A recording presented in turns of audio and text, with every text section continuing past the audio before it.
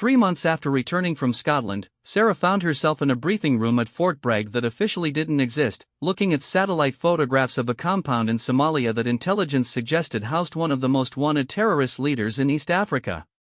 The mission briefing was being conducted by Colonel Rebecca Hayes, the commanding officer of a unit so classified that its designation changed every 6 months to prevent intelligence leaks.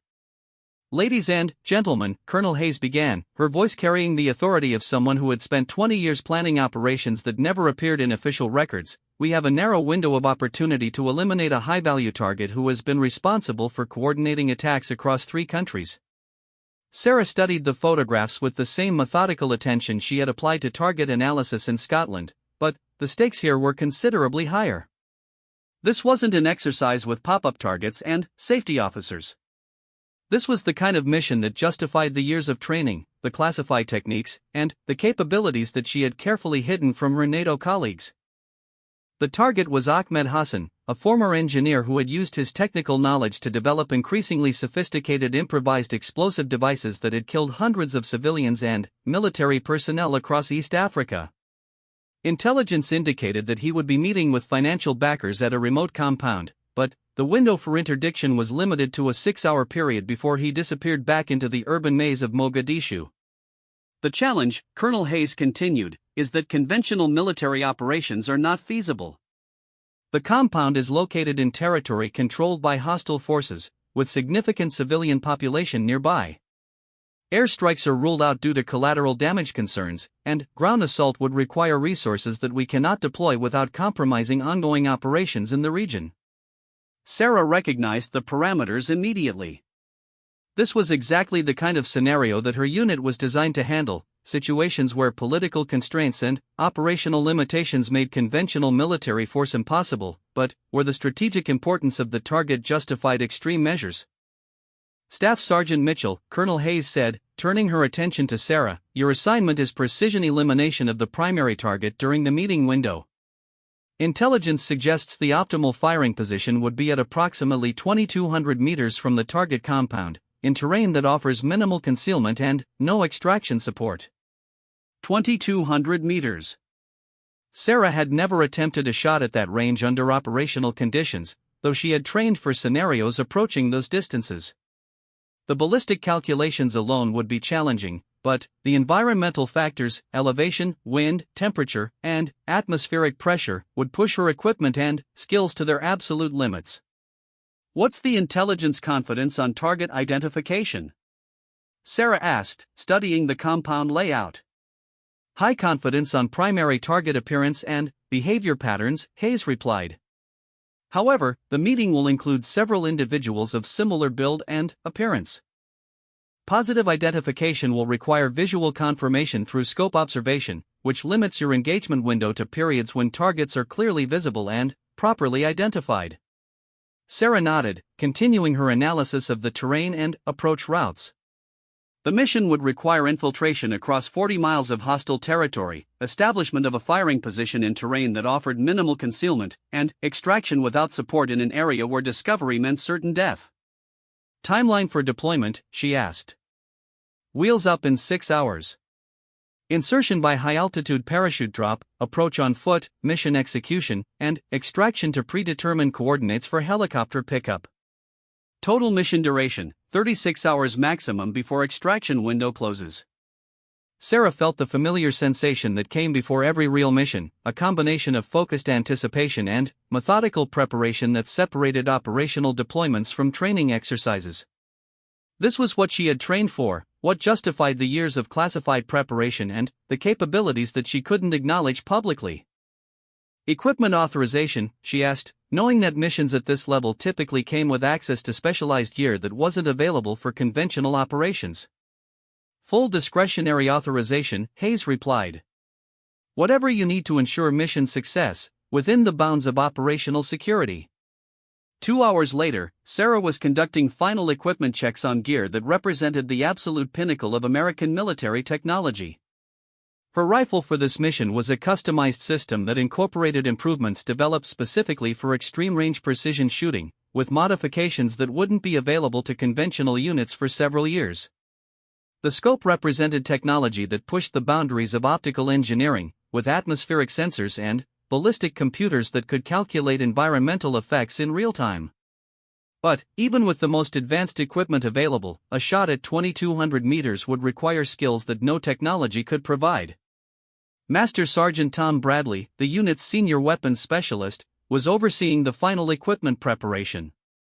He had worked with Sarah on a dozen previous missions, and he understood the unique challenges of extreme-range precision shooting better than anyone in the military.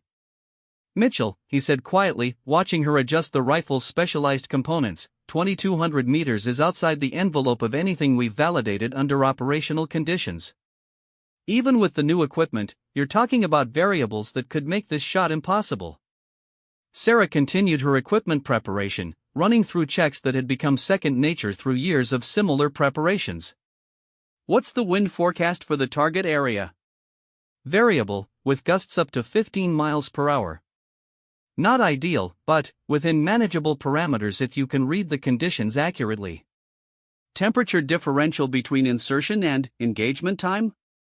"Approximately 20 degrees, which means your ballistic calculations will need adjustment during the mission." Sarah nodded, mentally cataloging the environmental factors that would affect her shot. This was the kind of problem-solving that she had trained for, the integration of technical knowledge, environmental awareness, and shooting skills that separated specialists from conventional marksmen. "Bradley," she said finally, "I've made shots at ranges approaching this distance under training conditions. The variables are challenging, but not impossible to manage. The real question is target identification and engagement window. Intelligence suggests the meeting will last approximately 2 hours, with targets moving between indoor and outdoor areas of the compound. Your window for positive identification and clear shooting lanes may be limited to minutes." Sarah understood the implications. She would have a single opportunity to identify and engage the correct target, with no possibility for second attempts or confirmation shots. Success or failure would depend entirely on her ability to read conditions accurately, calculate ballistic effects correctly, and execute the shot perfectly. The flight to the operational area took 8 hours, with in-flight briefings that provided updated intelligence and weather information.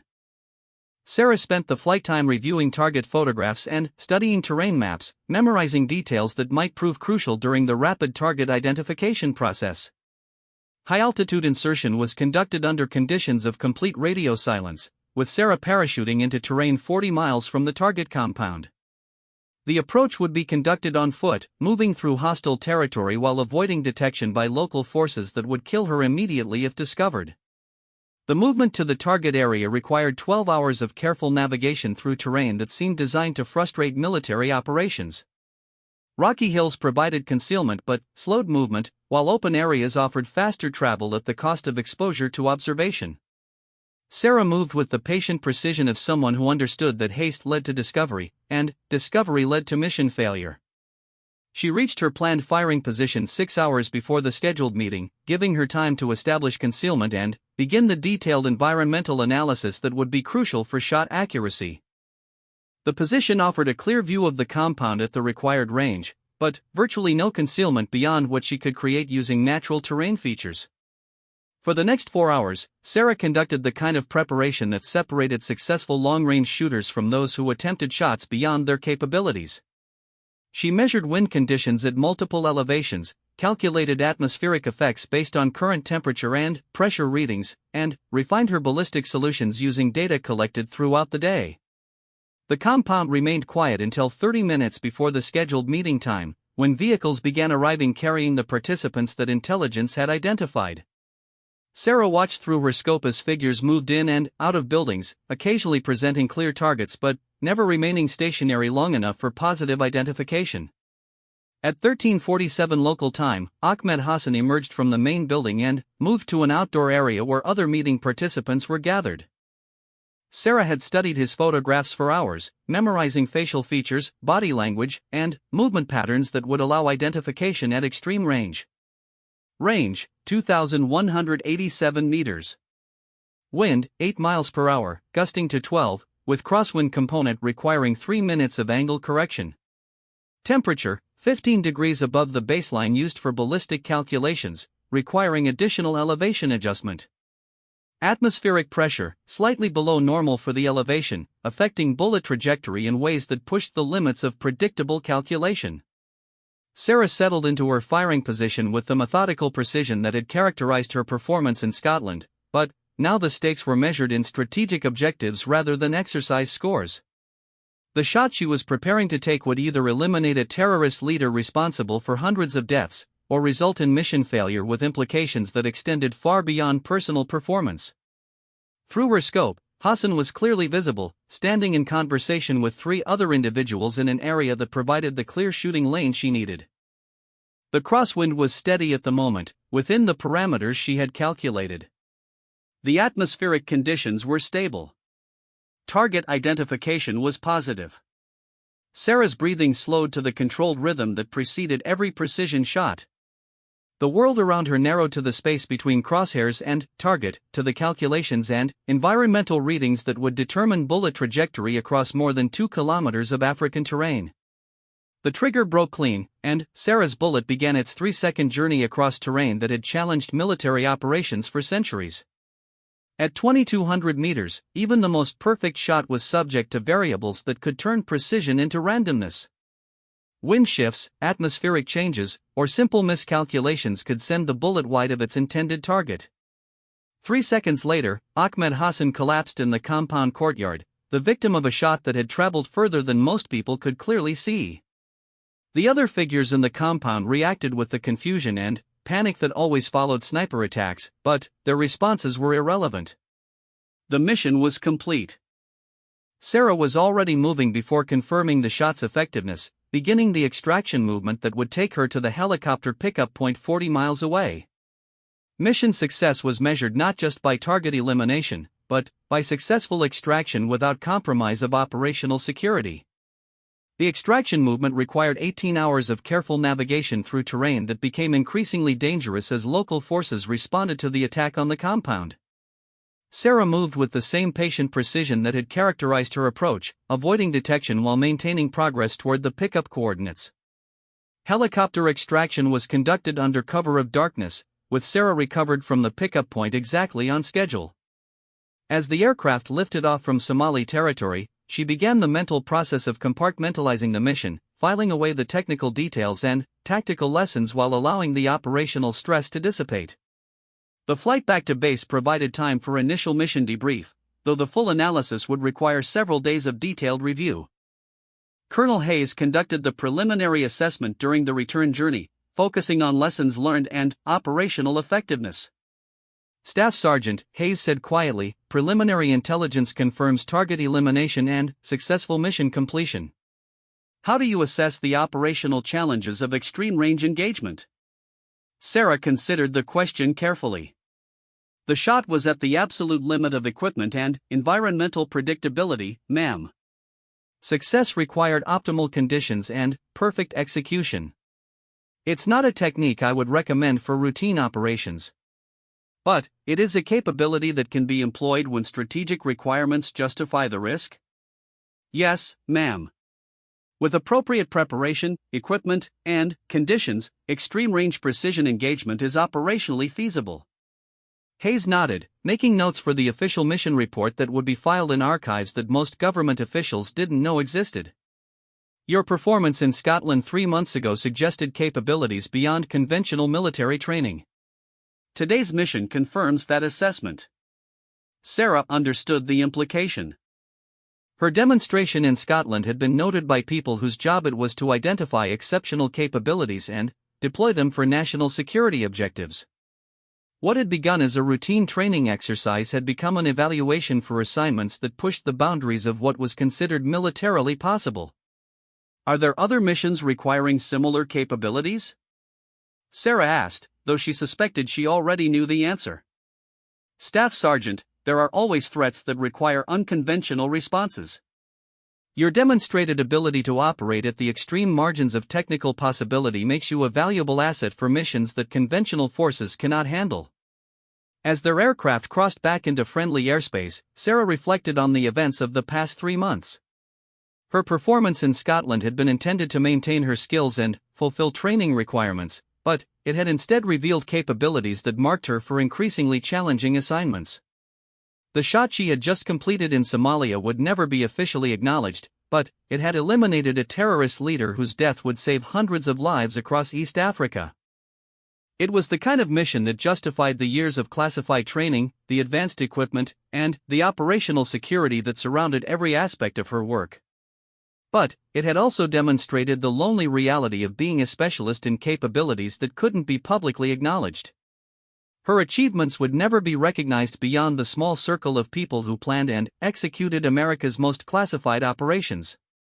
Her skills would never be celebrated, her innovations never shared with the broader military community.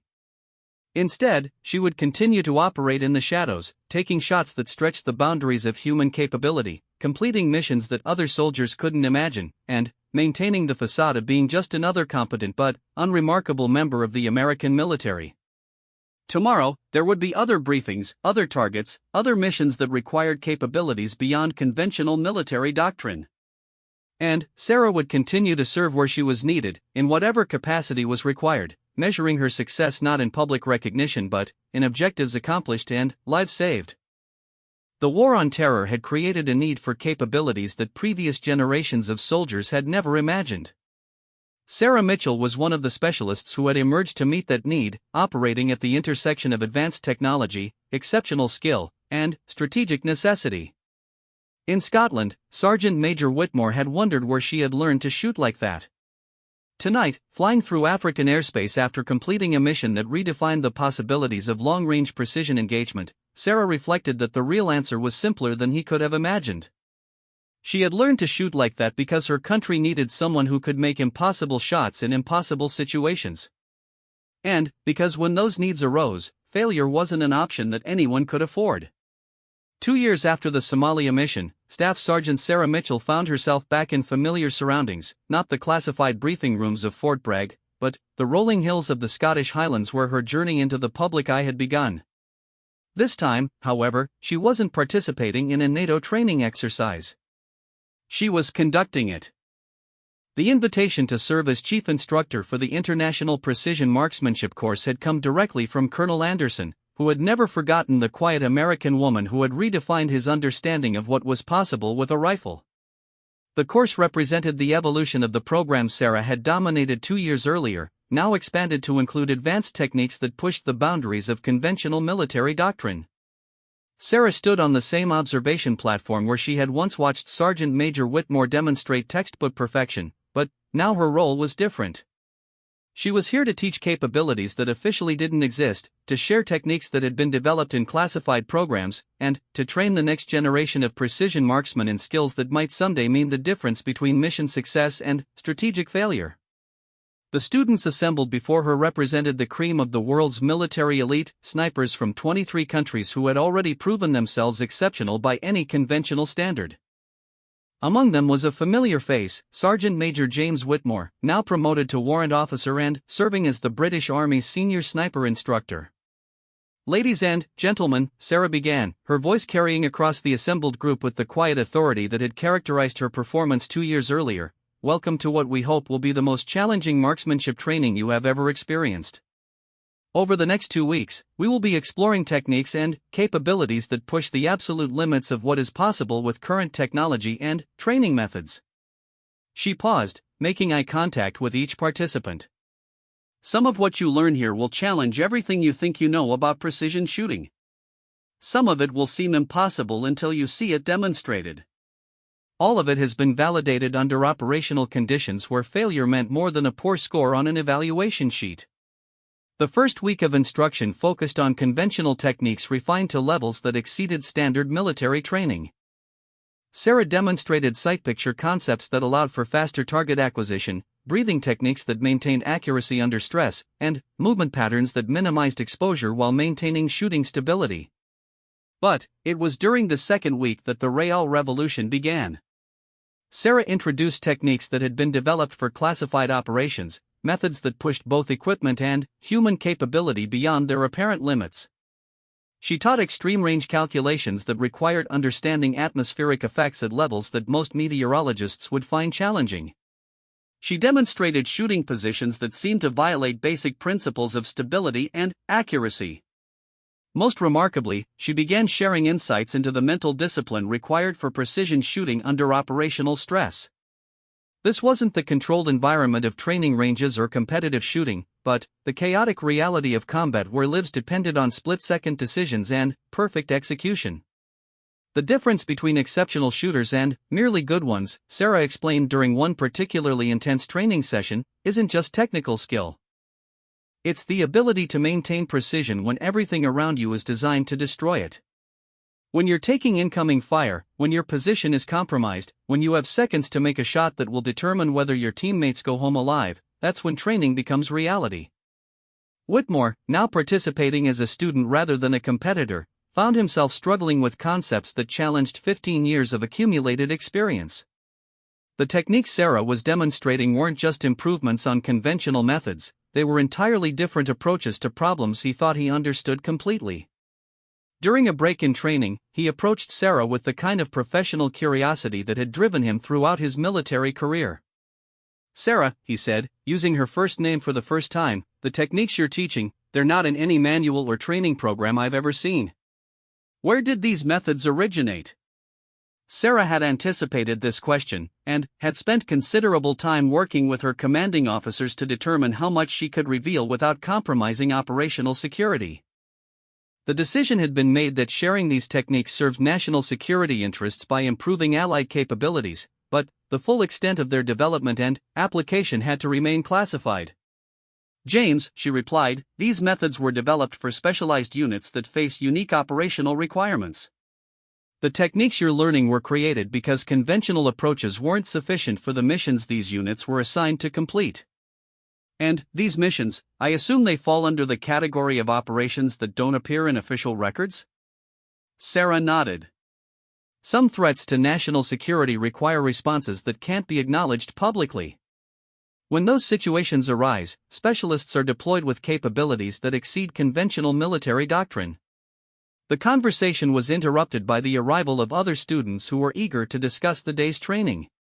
But Whitmore's questions reflected the growing awareness among the course participants that they were receiving instruction in capabilities that went far beyond normal military training.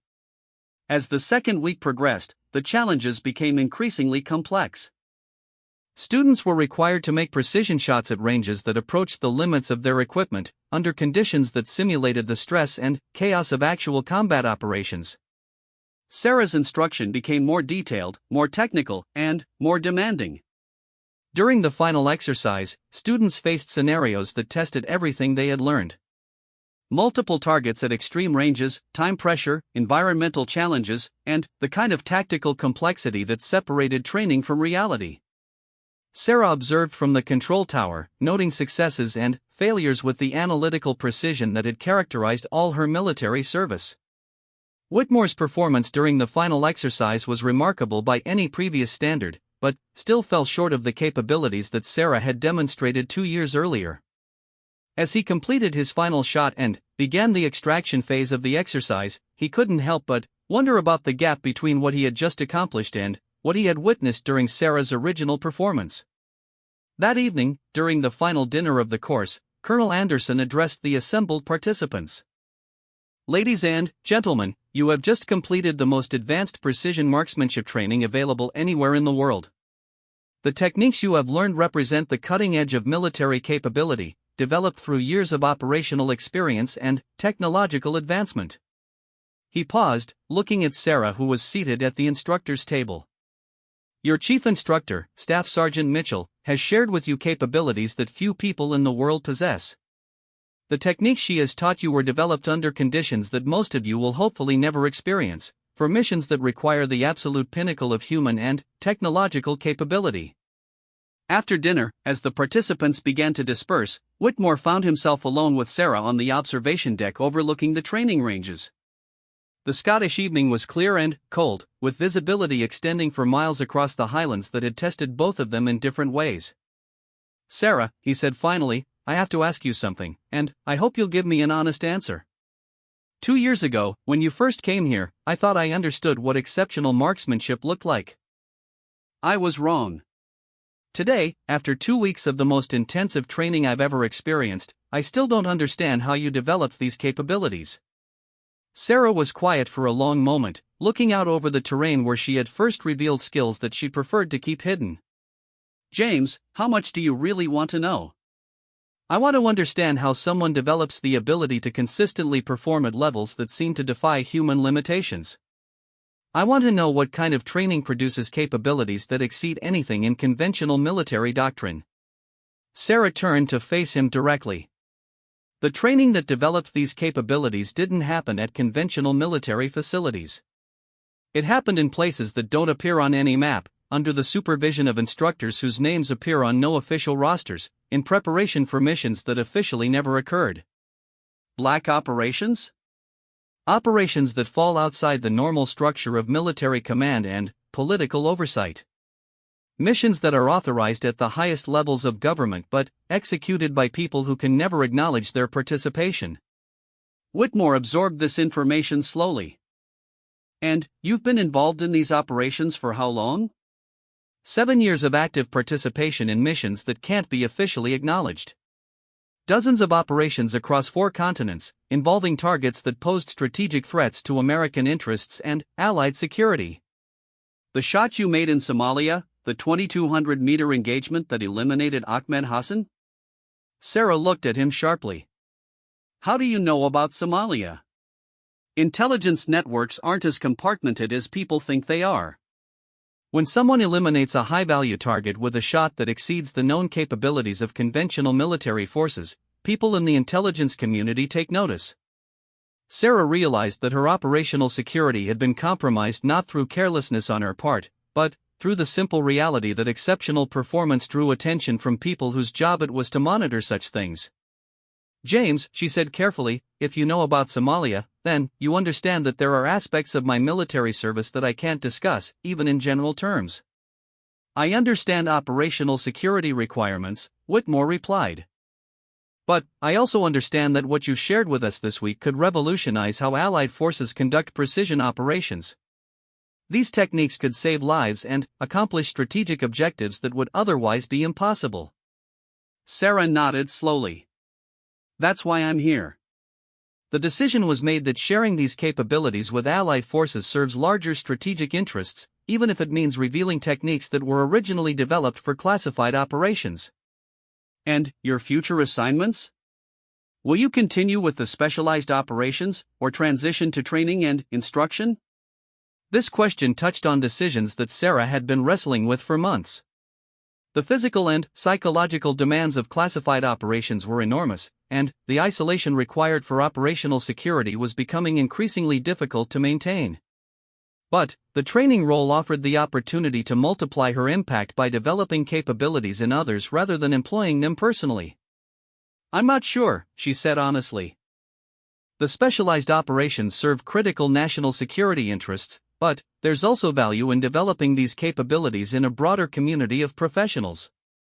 As they talked, the conversation gradually shifted from operational details to the broader questions of military service, professional dedication, and the sacrifices required for national security. Both had spent years serving in capacities that couldn't be publicly acknowledged, making decisions that affected strategic outcomes while remaining invisible to the people whose safety they protected. Do you ever regret it? Whitmore asked finally. The classified work, the operational security, the isolation that comes with capabilities that can't be acknowledged? Sarah considered the question carefully. I regret the necessity for it. I regret that there are threats in the world that require these kinds of responses. But I don't regret the service itself. Someone has to be capable of handling missions that exceed conventional capabilities, and I've been fortunate to have the skills and training to contribute. The evening ended with both of them understanding that their professional paths had converged in unexpected ways. Whitmore would return to the British Army with new capabilities that would enhance his effectiveness as an instructor and operational commander. Sarah would continue serving in whatever capacity best met national security requirements, whether that involved classified operations or the development of capabilities in others. 6 months later, Sarah received a letter from Whitmore describing his application of the techniques she had taught him. He had successfully trained a new generation of British snipers using methods adapted from her instruction, and had been promoted to serve as the British Army's chief marksmanship instructor for Special Operations Forces. The letter also mentioned that he had been approached by intelligence services interested in learning more about the capabilities demonstrated during the international course, and asking whether Sarah would be willing to participate in joint training programs with Allied Special Operations units. Sarah forwarded the request through her chain of command, noting that international cooperation in developing advanced capabilities could enhance overall NATO effectiveness while maintaining appropriate operational security. The response came back within weeks. She was being assigned to head a new joint training program that would work with Allied Special Operations Forces to develop extreme-range precision capabilities. The assignment represented a synthesis of everything her career had encompassed: operational experience, advanced technical skills, and the ability to develop capabilities in others. More importantly, it allowed her to contribute to national security in ways that could be partially acknowledged, while maintaining the operational security that protected classified methods and techniques. As she prepared for her new assignment, Sarah reflected on the journey that had brought her from a routine NATO training exercise to recognition as one of the world's leading experts in precision marksmanship. The path had been unexpected, marked by demonstrations of capability that she had preferred to keep hidden and assignments that pushed the boundaries of human and technological possibility. But, ultimately, her story was simpler than the complex operational details that surrounded it. She had developed exceptional capabilities because her country needed people who could perform at exceptional levels. She had served where she was needed, in whatever capacity was required, measuring her success not in public recognition but in missions accomplished and lives protected. In Scotland, Sergeant Major Whitmore had wondered where she had learned to shoot like that. Now he understood that the answer involved a combination of natural ability, exceptional training, and years of operational experience that few people would ever accumulate. But, more importantly, he understood that such capabilities existed because there were people willing to dedicate their lives to serving at levels that exceeded normal human limitations. The world would continue to face threats that required unconventional responses, and there would always be a need for specialists who could operate at the margins of what was considered possible. Sarah Mitchell was one of those specialists, and her example would inspire others to develop similar capabilities in service of national security and international stability. The Scottish Highlands had been the setting for her first public demonstration of exceptional ability, and they had also been the setting where she began the transition from classified operator to acknowledged expert. In both cases, the terrain had served as a backdrop for the demonstration of capabilities that redefined what observers thought was humanly possible. As she prepared to leave for her new assignment, Sarah took one final look at the ranges where she had first revealed skills that she preferred to keep hidden. The decision to step into the light had brought new opportunities and new responsibilities, but it had also allowed her to multiply her impact by developing capabilities in others rather than employing them in solitude. The sniper who had once operated in complete secrecy was now helping to train the next generation of precision marksmen, sharing techniques that would enhance their effectiveness and potentially save lives in future conflicts. It was a different kind of service, but one that honored the same principles of dedication, excellence, and quiet professionalism that had characterized her entire military career. The story that had begun with a British sniper's dismissive challenge had evolved into something larger, a demonstration that exceptional capability could emerge from unexpected sources, and that true professionals recognized and respected excellence regardless of its origins. In the end, that recognition was more valuable than any public acknowledgement could ever be.